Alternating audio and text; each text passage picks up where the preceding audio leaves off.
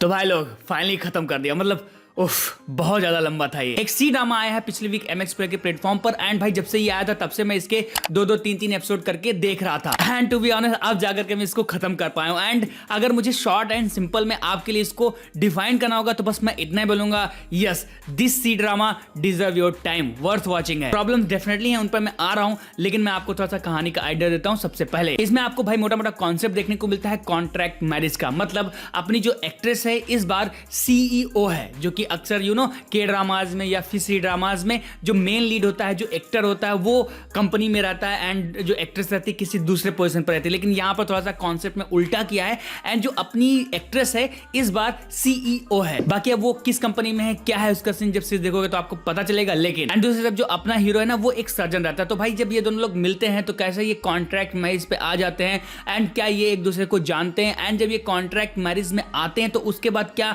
इन दोनों में सच्चा वाला प्यार हो पाएगा या फिर नहीं हो पाएगा, एंड एट द एंड जो इनकी लव स्टोरी फलने फूलने लगती है एंड ओवरऑल क्या इनको एक हैप्पी एंडिंग मिल पाएगी या फिर यही सब कुछ जानने के लिए आपको इस बिग अगेन नाम के ड्रामा को देखना पड़ेगा। बहुत ज्यादा लंबी सीरीज है, टोटल 35 एपिसोड आपको देखने को मिलेंगे, तो इसलिए मैं आपको पहले ही वार्न कर देता हूं कि आराम से धीरे धीरे करके देखना। बाकी अगर सीरीज की बात करें तो बस मैं इतना ही बोलूंगा कि सीरीज अच्छी है, लेकिन इतना भी ज्यादा डिजर्विंग नहीं है कि मैं आपको हाईली रिकमेंड कर दूं कि भाई तुम देख लो। नहीं, अगर आप एक प्रो ऑडियंस की कैटेगरी में आते हो, अगर आपके पास कुछ भी अच्छा देखने के लिए नहीं है एंड आप एक कॉन्ट्रैक्ट मैरिज पे बना हुआ सी ड्रामा देखना चाहते हो जहां पर एक्टर एक्ट्रेसेस के बीच में अच्छी केमिस्ट्री, एक बढ़िया सी लव स्टोरी एंड उस लव स्टोरी को लेकर के सब कुछ देखने को मिले तीन जहां, देन मैं आपको रिकमेंड जरूर करूंगा कि हाँ अपने टाइम पास के लिए इस सीरीज को देख सकते हो। लेकिन अगर आप एक प्रो ऑडियंस हो ना भाई, तो बस मैं इतना ही बोलूंगा कि अगर आपने इस कॉन्सेप्ट पर बने हुए बहुत सारे सी ड्रामास के ड्रामास देख रखे हैं जहां पर कॉन्ट्रैक्ट मैरिज का ओवरऑल जो कॉन्सेप्ट देखने को मिलता है, इसको लेकर के अब आप बोर हो चुके हो, तो मैं आपको हाईली रिकमेंड नहीं करूंगा कि आप इसको देखो।